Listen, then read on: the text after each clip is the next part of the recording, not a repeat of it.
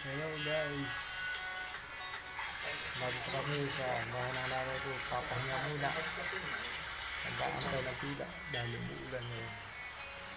Nabot kami ng ulan, hindi kami makaalis.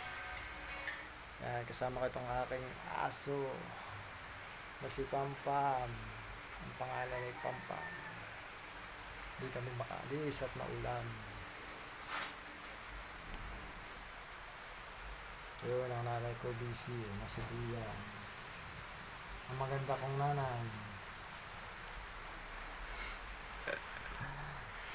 Ayan guys, yun, busy. Maulan. Hindi na makalis. Ito nga pala ang bahay ng aking nanay. Simple lang. Walang bintana. Ayun pala ang bintana. Yan.